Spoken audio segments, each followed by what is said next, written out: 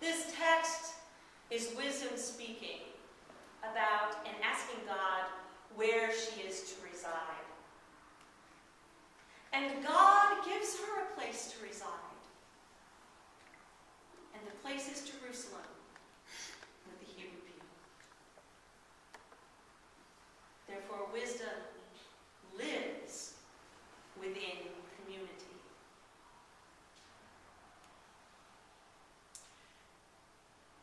And what does she do in living in community? According to this text, she served the God and God's people. So when we hear the Creator of all things gave me a command, and my Creator chose the place for my tent, make your dwelling in Jacob, and in Israel receive your inheritance. So she's clearly in community in Israel.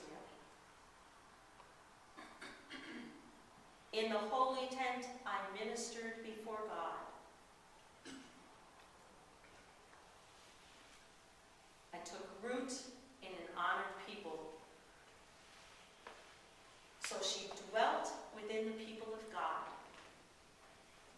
and in so doing, served God.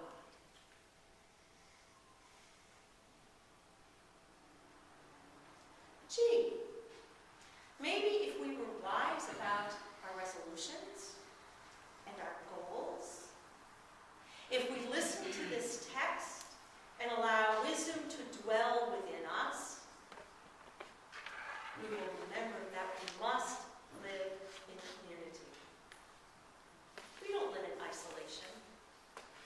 And I know that the Christian church seems to be struggling with so many in younger generations not wanting community. They say, well, I don't need a church. I can pray to God anywhere. Really? Of course you can. But we do need community. And if we look at the internet and the connections people are making with each other on Facebook and with Twitter and all of these other things that the internet provides with us and for us, community is still there, and it's still needed. And that points that we need each other. And we need each other here. And if I take my goals and my resolutions and use them to serve God and humanity, I might actually be able to get my resolution to last until at least June. What do you think?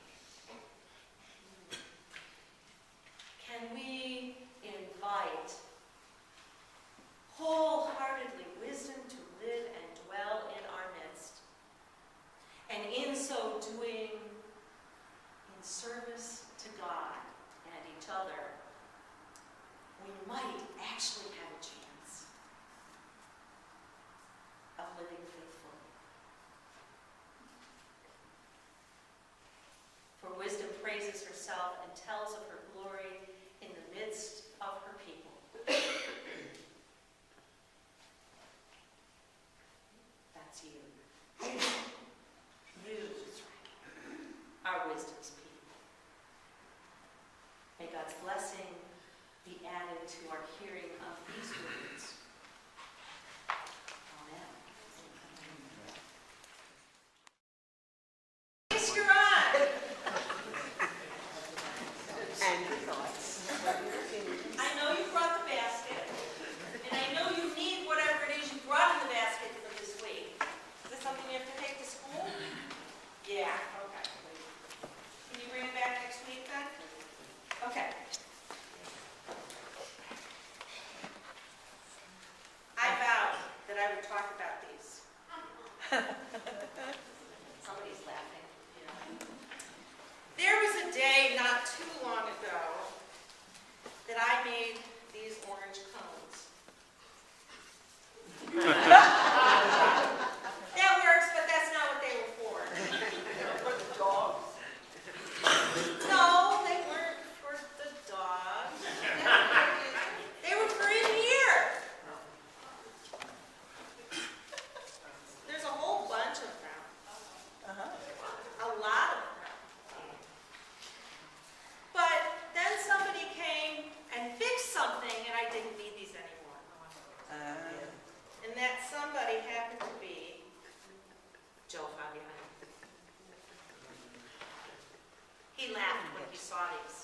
Because we had taken the front pews out on both sides and a couple of half pews, and we couldn't get the screws out of the floor. So rather than people tripping over them, I was putting orange cones over All them right. Good. so that people could see an orange cone and that there's something there that they don't want to trip over. They're like construction cones.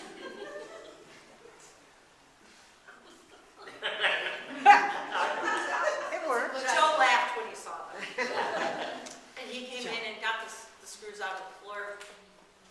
No problem.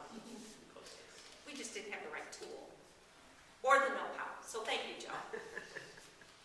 He also fixed the ends of these pews so that they look so cool. They look so good. But anyways, I thought I would save these because in reality, we're under construction, aren't we?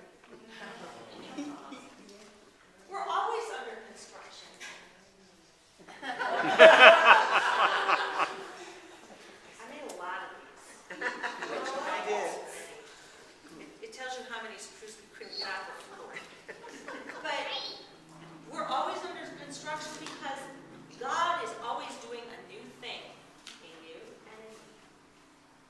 So we may not always need these orange cones, but we have to remember that God is always inviting us to grow in our faith and grow in how we practice our faith and grow in our community. And today we grew in our community, didn't we?